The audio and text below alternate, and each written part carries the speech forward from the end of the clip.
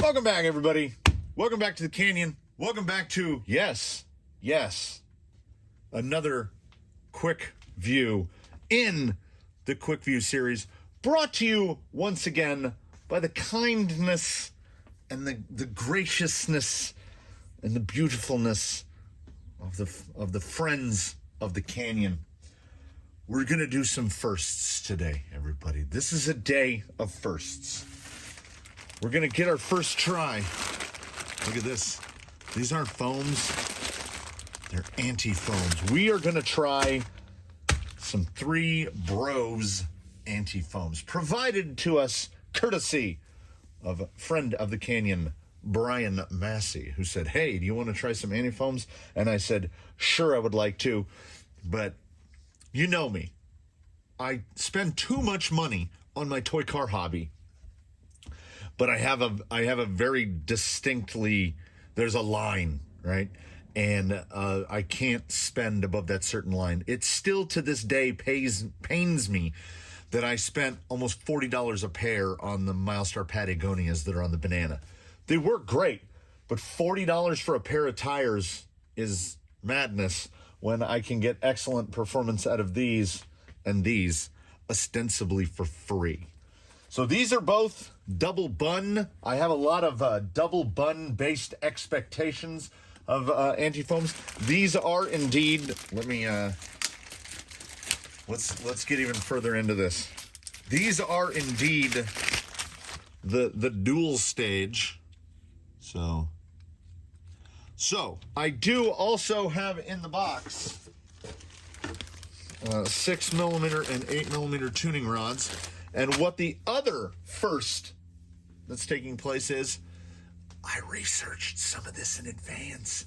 I watched videos and everything. And from what I saw, we're just going to do it without. We're going to take these out, and we're going to run them like this.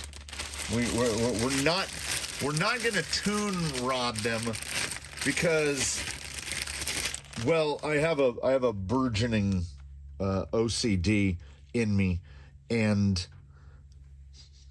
these smell weird. And the notion of putting a rod in every other hole, or just like in a star pattern or whatever, that's weird to me. I don't know how comfortable I feel with that. But if we do need to do that, we can do that. I am a lover of beadlocks. I am prepared to take the beadlocks apart as many times as necessary in order to complete this episode of rambunctious shenanigans. So, when these arrived, I sat down to think, what 475 tire shall be graced with the anti-foam? And honestly, I had to think no more than a few moments because, as I've said, the grand philosophy of the canyon is the good, better, best. And our goal is to make things that could be better, better. So in terms of sacrifice, the body on here is a beautiful thing. But we well know that if you took that body off and put a gozer on it or something, baby, you'd be cruising. So we make a sacrifice for this, halfway between Lexan and a hard body. The body's heavy. Compared to many others, it is rather heavy. By the way, the smoothness of Susan. Susan's so smooth now. So when we have to make sacrifices for big, beautiful bodies, we try to accommodate. So we are going to attempt to accommodate by making absolutely no changes to this vehicle of any kind. The oil that's in there is the oil that's in there. We are going to take this thing out and do what we do in proper quick view terms is take this out, run it,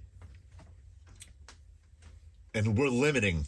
This is another first. Absolutely. For the base test, 3. Slick Rock, Daphne's of the Line, and the real cranky side hill that in my head I call cliffhanger, but I don't know if I've ever spoken it aloud, on the edge of Undertaker, you know, the real Wicked Side Hill. Because this guy's weakness has always kind of been side hilling. He's still on the stock JConcepts foams. So if anybody can benefit from these hugely, it's going to be Argentum the Phoenix. He's ready to rock. I'm ready to rock. I hope you're ready to rock. Did you hear that? That was an unintentional pun. I didn't even think of it when I said it. We're going to go do this. We're going to establish a baseline. Not you, baseline. We're going to establish a performance baseline. Then we're going to come back in. I'm going to mount these up. I imagine that with the crumpliness, I imagine these are going to mount phenomenally easily. It's going to take me 2 minutes per to get those in. And then we'll run them. We'll do the exact same thing. No tuning rods. And we'll see how it feels. And if I feel like there's something missing, we'll come and we'll put some rods in them. If anything, it might need rods in the front. His weight bias is quite a bit towards the front. But you know what? We're getting ahead of ourselves again. So let's rock. Let's rock it. Welcome to the Out of Doors, everybody, where we do out of doors things. Little bobble there. Okay. There it is. There it is. We gotta warm him up. So we'll give him another hack. I think I didn't quite get in where I wanted to. So repo. All right, go back this way. Yeah, that's his line that he prefers. He likes to go straight up over the kidney bean. Some others like to go around to the side, and then we come back down. Big OD. There's the 46% on here. See, it actually needs more rear wheel speed. So, at least on this particular ascent, there's no real advantage to the 46%. And that's how we establish it. I was kind of watching the clock there. On average, it was in the 14, 15 second all total, including me gabbing in the middle each pass. So we know what we got to do. I had to do a little overcorrect to the right, I had to correct back to the left, back to the right, and we're up at the top. The goal is to not have to do that. Over to Daphne's other line at Undertaker. See, he breaks over really well. Yeah, you see a little, you do the dig slide. Nose high. You see a lot of deformation on that rear that's really loaded up. I want that front end to come down. There we go. Pushing it. Nice side bite. Real good. So see, at stuff like this, this is his ham and eggs. This is his bread and butter. This is and look at the crinkly crunkle on that rear. Let's try Rusty style. Actually, no. Well, we're gonna try to hit it twice on the back-to-back, which is never easy. Rusty's the only guy that's, well, Rusty and Daphne. Again, TRX4s, what are you gonna do? Big overdrive. Same hit. Oh, okay. See, big overdrive here. Ooh, a little too big. Little too big on the big overdrive. Really pulled that front end over. I wasn't ready for how fast that front end was going to pull over. Yeah, see? So it's too fast. You would want to take the bottom, you'd want to get up onto the obstacle in big. And then once you got to about here, you go to small. And see, it gives that rear more bite there. Real push wide. Not his fault. That's on me. See, repositioning. I mean, what can you say about the Tusk? Is real good, and that's stock foam. But the finale of this trio is the one where we really get to see if there's a weakness to Argentum the Phoenix. It's this. Argentum is a guy that can, on the test, continually score in that 90 range. See, top quality pivot right there. Good. But I can feel high side rear is getting light. Lighter, lighter, lighter. Come on, put it back down. Put it back down. Yeah, I don't know if I might have to come in straighter from the backside. Now you see, we just got a tire way up. And you can see low side front folded. So I don't think there's a way. Nope.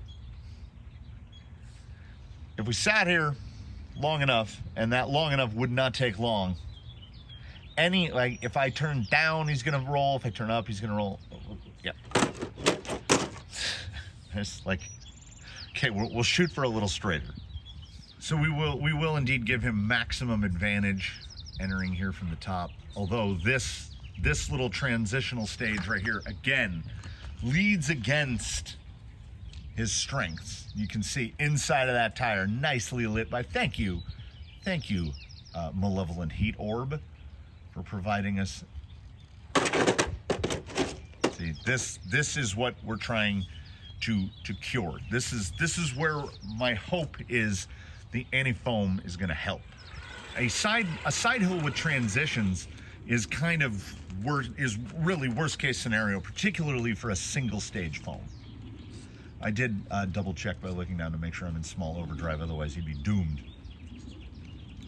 Nice and high up from, and there it is. Just that little look at the, let's zoom me.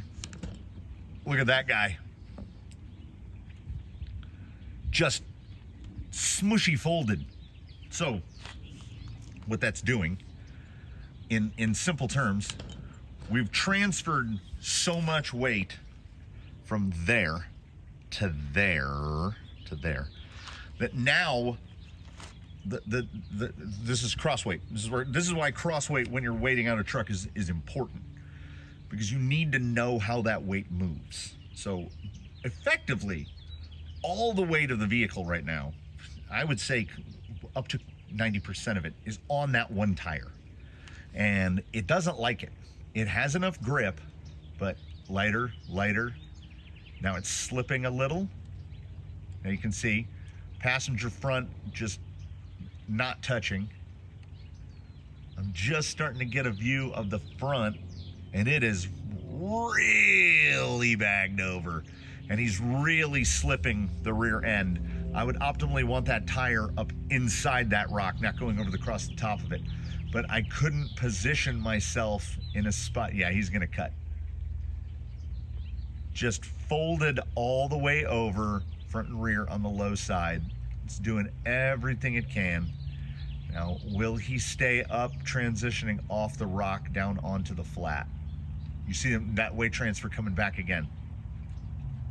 But real slide. Yeah, I can't, I need to turn up, but I can't, because I've got all the weight on the low side. So this right there, that exact spot, is where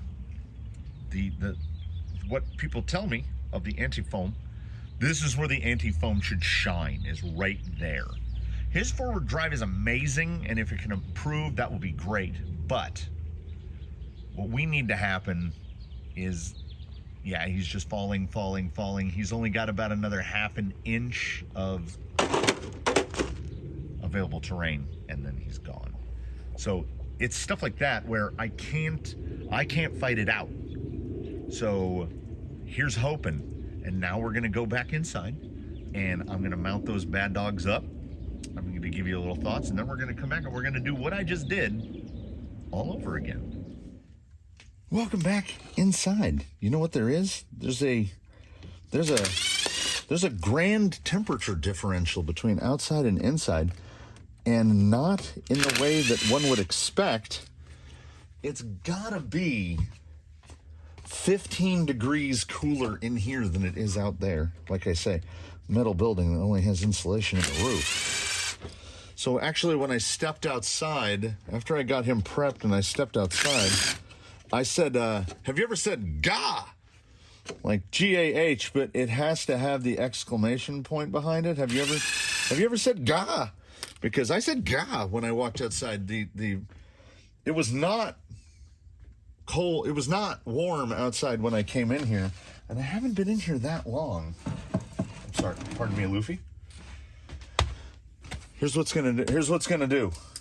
What are we gonna do? Let me tell you what we're gonna do. Also, these things, still one of my favorite things. 5mm, but it uses the same tool as all the SSD hubs. So I don't have to, what I used to have to do to fit into these was take an 8mm socket and turn it down on a lathe so it would fit inside the wheel and you could actually get the wheel tightened down. I don't have to do that anymore.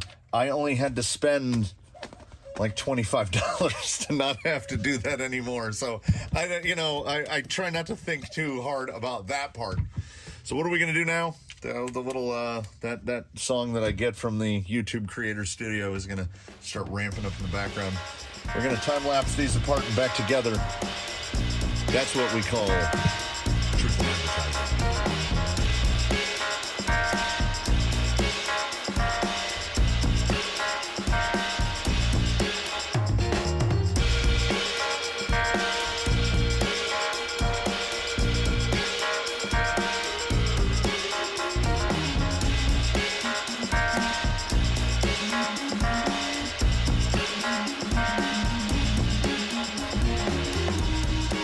Anticipated getting these on the wheels is beyond straightforward. This is my secret tip. Put the face in first, and then you can set the wheel down like that, and then because there's no like outward pressure on it, it tends to just kind of go together. The Antifoam is a little like we've got some, and I think I've almost learned by now that I can't go by bench feel because these are like, it feels like there's nothing in them on the outside and then they go to the real dual stage. But like I say, this is perhaps indicative of nothing because the point is to get increased tire deformation with increased side hill stability. And for that, I am ever hopeful. We will pull this guy off of Susan and momentarily see what he looks like when sitting down on these. Now, like, when I mounted up the Halo air downs, I was really expecting them to just mush, like how these feel in my hands. But they really don't. The air downs look just like a normal foam until you get the tire shoved into something and then it deflects like these. So this is a real different approach. It's another approach to do the same thing. We try two, just one Ugga and one Dugga. So Nugga Dugga to get these on. Bup, bup. Yeah, those feel baby soft. Daphne's a little heavier now in version 2.0. Oh, I mean, that's bagged out. So if I was just standing here and I had not learned, and I think I've learned a little, I would say, oh man, tuning rods are nothing. But I don't know. We gotta rock this before we even open these. What if it's amazing? I don't want to say I'm an expert because I am not, but I will know. And the drive out back, you know how I talk much about the drive out back.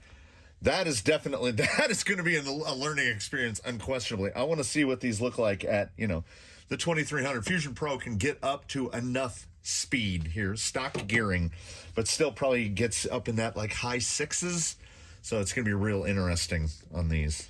Enough talking, more rocking. Oh, the puns today. All right, that is straight up bonkers. Like, this is new paradigm stuff for me. When you're walking behind your rig as you're driving it, the sidewall and the whole sidewall, so the full outer edge all the way around, looks like after the the dude crashed the car into that tank of toxic waste in RoboCop and he was melting. That's what the sidewalls look like. And it's like adding a whole nother level of suspension. Like any bounce to the body is just gone. It's like your tires, I mean, your tires are the first element of your suspension. But it's like now the tires are the suspension. The shocks appear to be barely doing anything because these can soak up so much irregularity in the ground. It had, okay, hold on.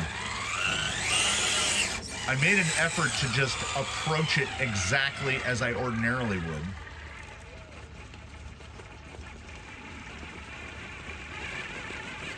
I'm trying not to get him, I'm trying to go against his nature. So, passenger rear right there, driver rear, pardon me, is stuck on that rock. So we've got, he's trying to notch in right there, and this is not a good spot to climb, and that is not a good spot to climb. Over it with the front. Now, can I get the cut?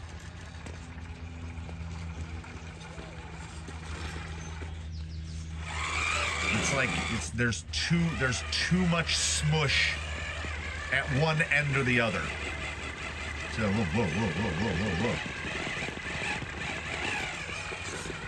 whoa. They're too compliant. The rear, I mean there it is.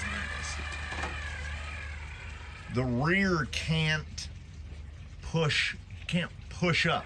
I was expecting the rear to be able to get a real solid bite over here over the kidney bean. Let's see, it just kind of shuttles around it. You can see that tire just bagging out. Now that was phenomenal right there. A little cross angle. Look, let's see if I can get the, can I get the zoom in here? Look at that. Look at that. Buddy, you got a flat. Are we in an instance where a tire is too soft? I mean, this is just Slick Rock Performance, so there are no judgments made yet. It did like a little cut release. So now I'm mentally backtracking on what I said earlier about how like the star pattern. So if that rear had a little more toughness in it, I'm mentally composing what I'm gonna do to these when they get back inside.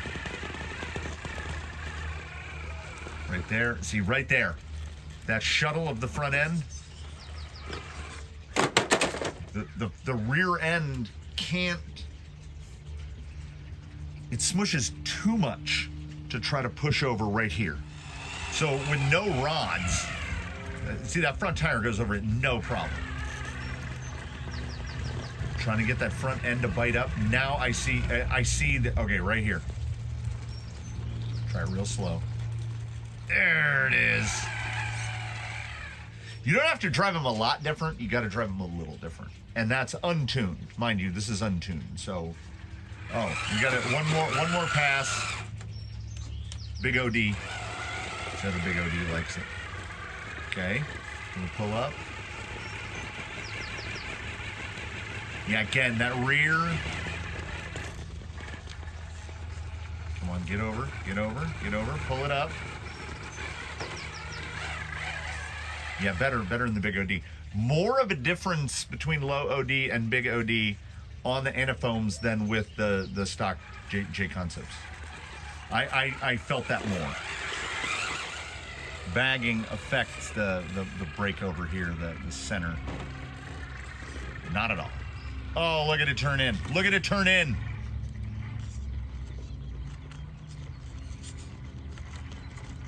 I went in so high.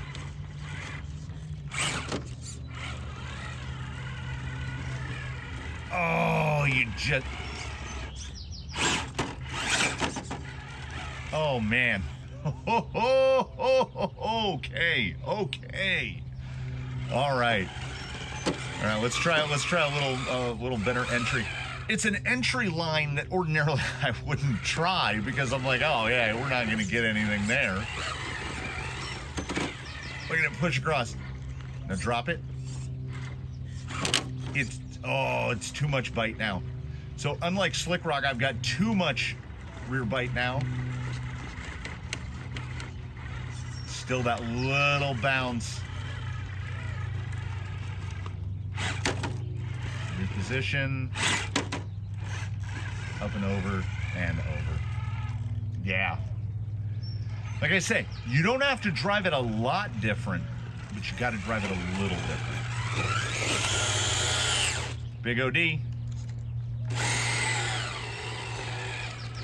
And you'll remember, Big OD was good up till about here, and then it was just too much. It may still be too much. Still compiling mental data here where I think it needs the rods. I think it needs the rods. I think perhaps the Phoenix weight is just up a little too heavy.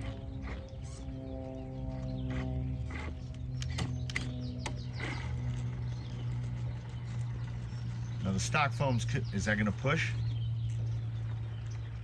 Yeah, just too, they're too, I guess too compliant in the back.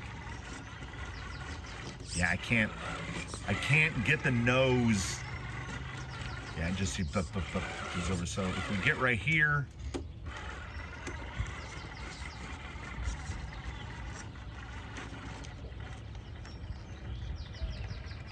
yeah, I could hit a better entry on foam.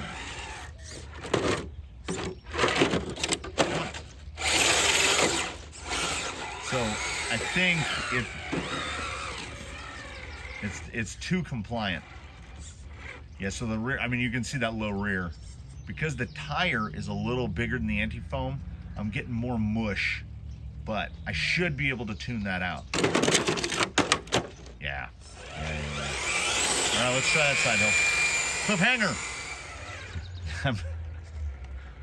I'm regretting not putting rods in initially now. Okay. But I'm definitely moving at a higher rate of speed here for sure. Oh, look at that. Look at that low side. Look at the cross up of the suspension. That's radically improved already. But I am still somehow managing to bag that tire over pretty hard.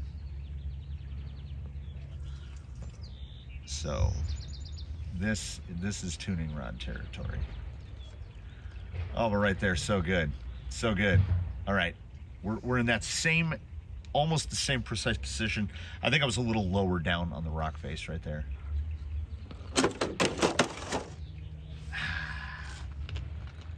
It's reality. Reality's kicking me in the face. We are untuned, literally. There are no tuning rods in here, and I see flashes. Not just of potential, but like it gets so good. Like hang that rear because it's forcing the weight forward, which is what we want. But then right there.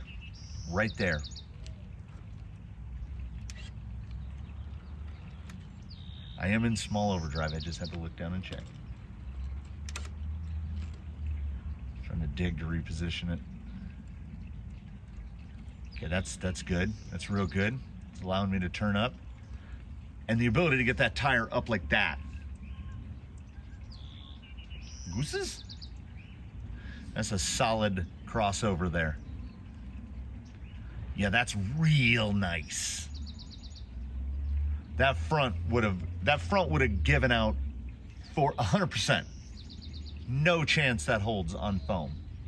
Well, on the single stage stock foams. Yeah, right there, look at that. Look at it force that front end down. Because the bite, we've got the right amount of bite. So side hilling is notably improved. This is the selling point, isn't it? Still on fours, and it's just settled. Look how high he is. When he slid off on the single stages, that tire was down there where that little speck of light coming through his body is. So he's 6 inches higher up on this line. and I can actually give it some steer and not worry about it too much.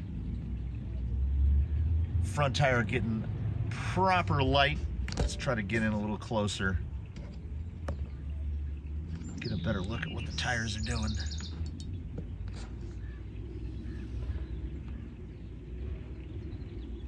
Still getting more side bag than I anticipated.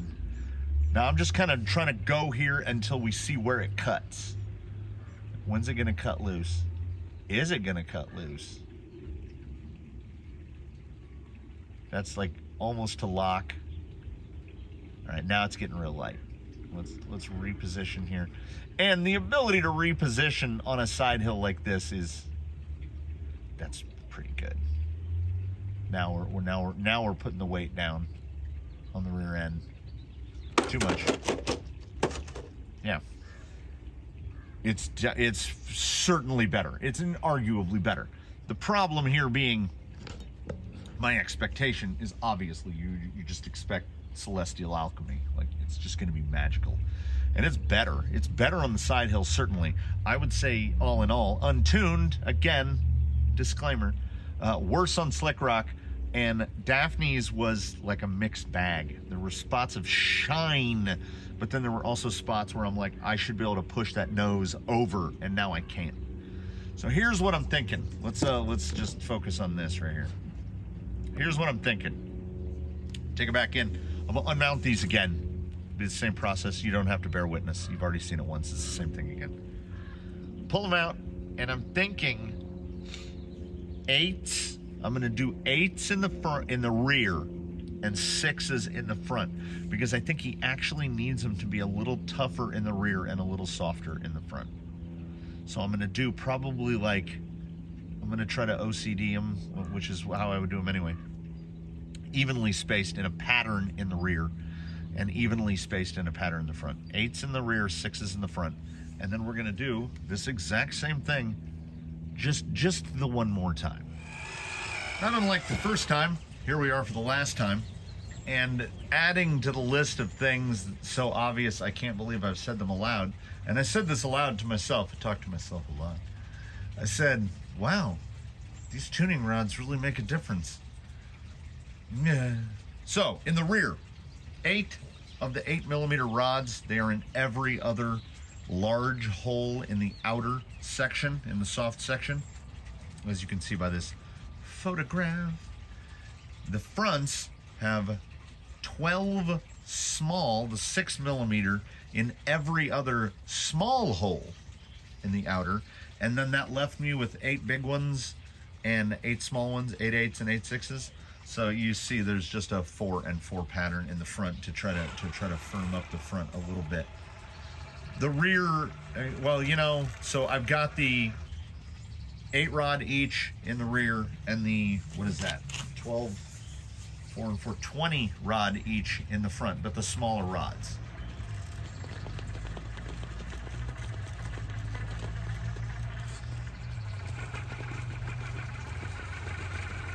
It's so much better. It would, ordinarily the front end would have slid, there it is. It's so much better.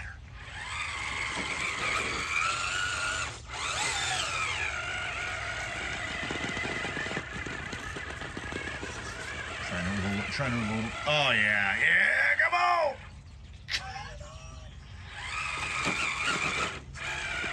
This is nice. That's nice. Try to get that. Drop it down real low.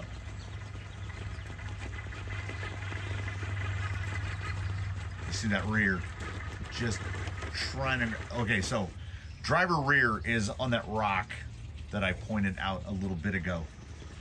So trying to pull over that is crazy. So we'll try to push it around it right there. And we'll cut back this way, and that front, oh my goodness, that's some drive.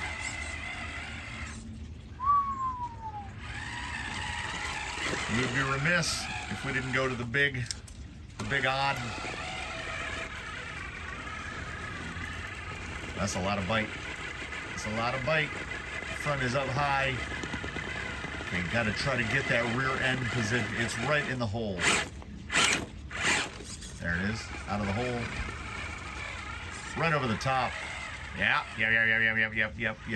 Insert a whole bunch of yeps. Trying to temper it, but my anticipation for Daphne's little line is, woo, it's peaking. Even beyond the side hill ability, it's the compliance that's getting me. Look at this. This is small. This is small overdrive. I did shift back.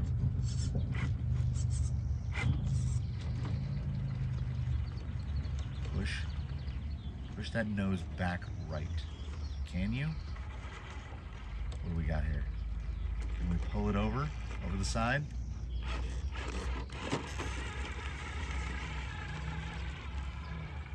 That's good. That's good. It's not unbelievable good. But boy, it is. Pull up. Oh, that's nice. That little shimmy of the belly hang, and then it just pushed it over. So let's try more this way.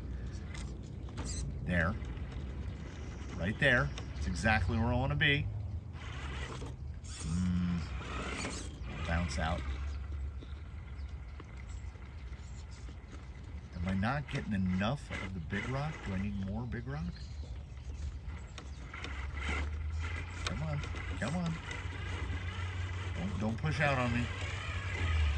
Yeah, it just has a real line that it wants to pick. What if I come back at it from this side? Oh, what? No, you didn't. All right, see, again, so any failing there, entirely not from those wheels and entirely from the guy holding this wheel, because I'm trying to hit that same exact line. And with the tuned guys in here, oh, look at that hold. With the tuned guys in here, I can come at it straight on, like that.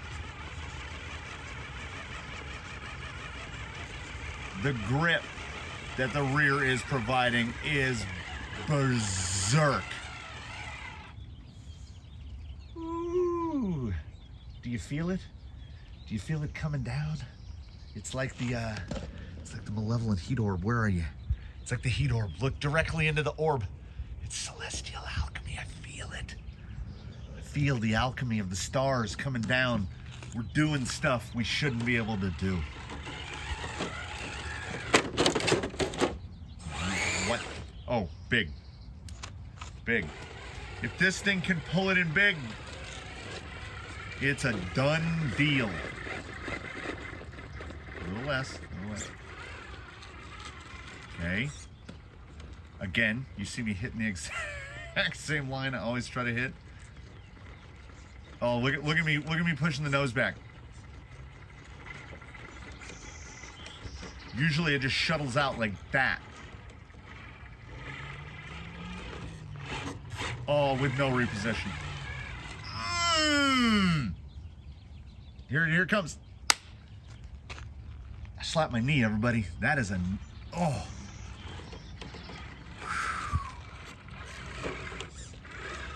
Straight cut, big overdrive, right there. Little bobble in the back. I think it's a little stronger. Little stronger on that line in the small overdrive. Yeah, quite a bit more bounce in the big. All right, a little quick position here. And if I get to there, what if I cut to the small?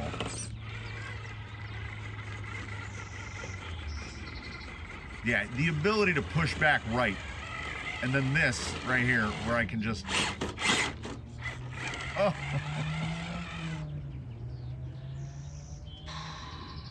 Rewind it back. Rewind it back. I said it was good. Nope, it's not. Stupid good. Stupid good. As we head into the cliffhanger, which I've now decided my intention to all of you out there who have seen the film from, what was it, mid-90s? Sylvester Stallone, Cliffhanger. The villain, who, if memory serves, got killed in a helicopter, was played by John Lithgow. I'm going to name this section right here whatever his character's name was in Cliffhanger, and I've told... Do you know what real love is, Crystal? No. Sacrifice.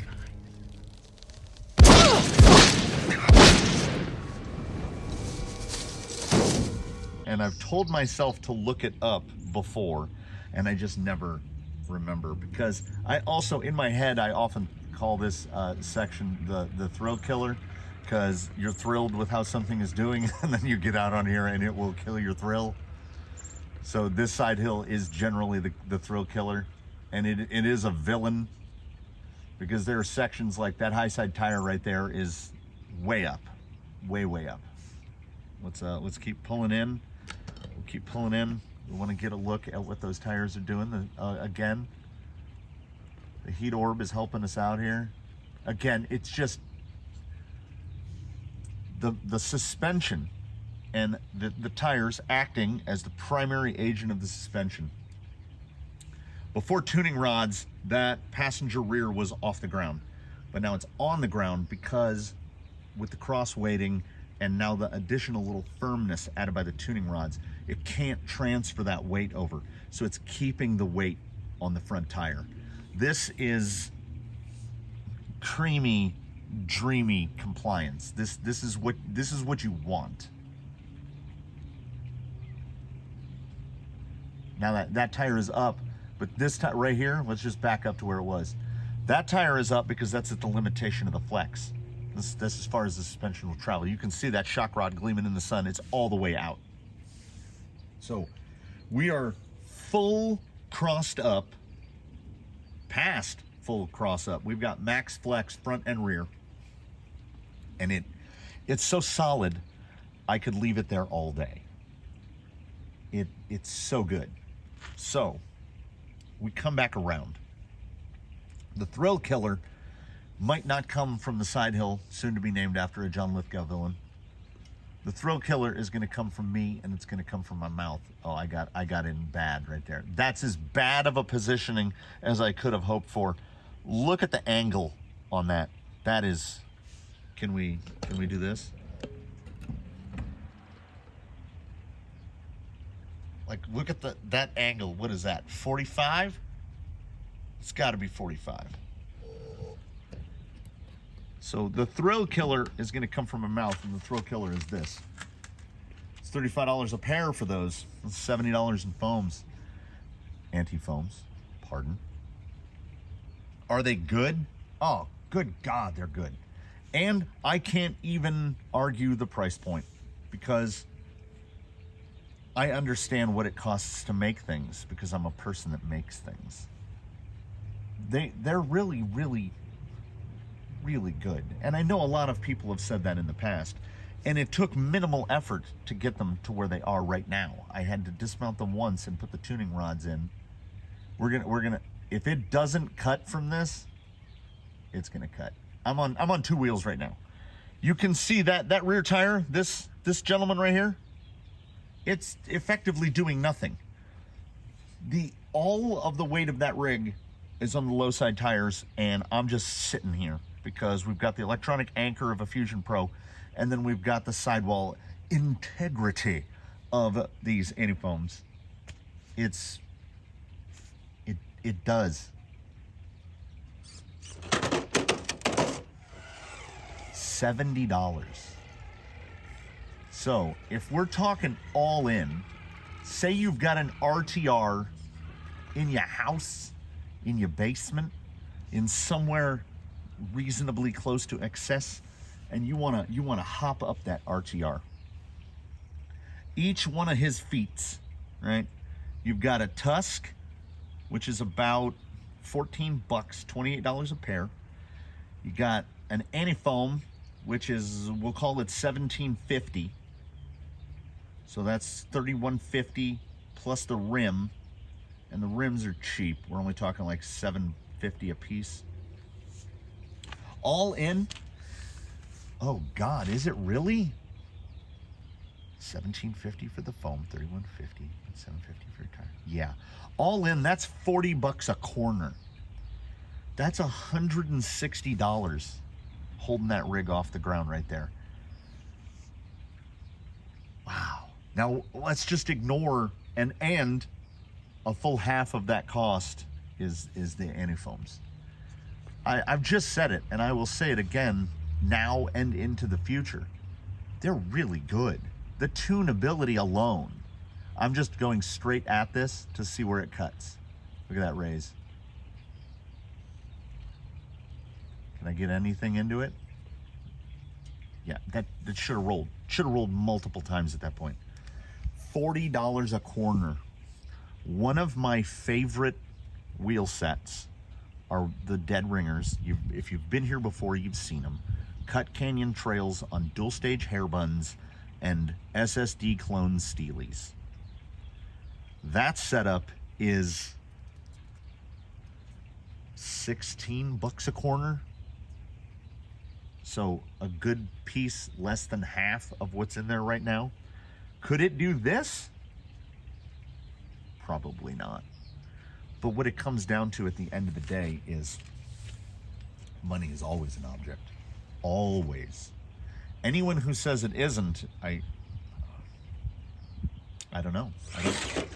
I don't know how to address that, because to me, particularly if you're a person that has, as my wife would certainly argue, too many rock crawlers, price is unquestionably an object. I could not bring myself to buy these. They were provided, and I am eternally grateful that they were indeed provided, because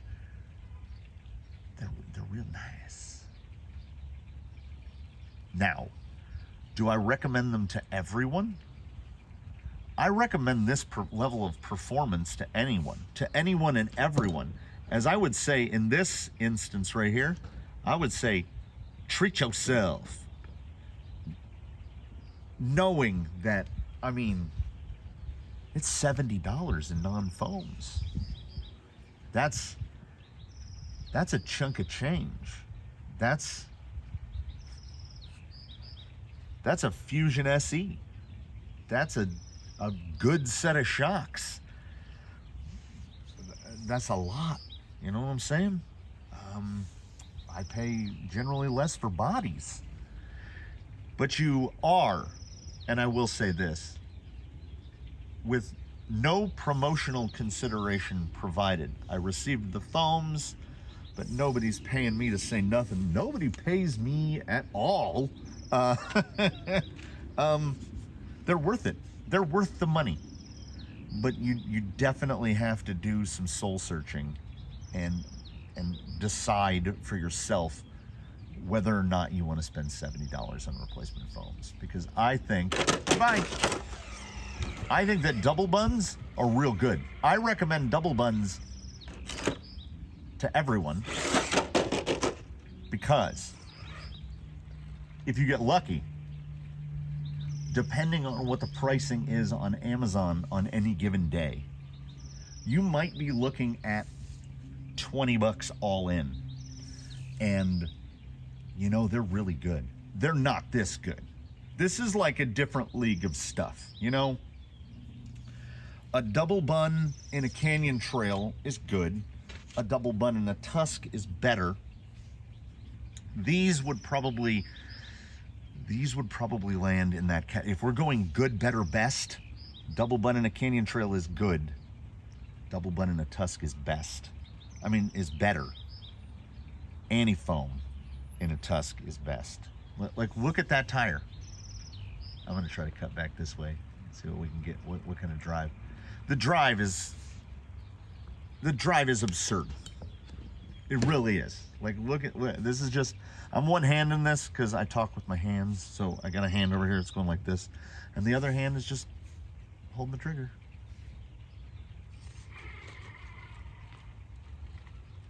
They deliver on the promises that they make.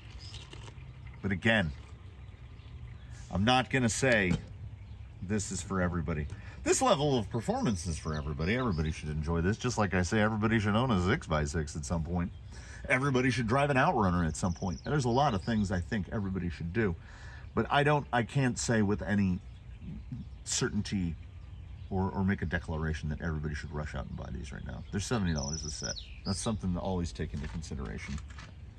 So while you're taking that into consideration, and I'm just sitting here looking at that thing beautifully sitting up there on the rocks, I do thank you one and all for watching. I hope that I've provided some sort of insight. That's kind of my only goal when I come in here to do this. Please do comment below with any questions. Like if you like, subscribe if you haven't. We offer channel memberships, and thanks to the benevolence, again mentioning, shout out again, second time, shout out to Brian Massey for sending these out to me. They're fantastic, and I recommended, sure, but I can't enthusiastically, like right now, I can think of other rigs in my fleet that would take these and it would improve them. But I'm not rushing in the house to make the order because of the price point. Now, hopefully in the future, I will get to test some alternatives like squid certs, and I know there's a couple different brands out there, producing brands, guys making these. I would love to test those in the future, and hopefully that will come to pass. So look forward to that, or hope for that in the future. And I will wrap this one up and bid you all adieu. There we go. We'll bid you adieu from the canyon. We hope you tune in for whatever we have next. And we do indeed, as always, hope that in the meantime, you one and all do your very best to have a good one, everybody. We hope to see you next time.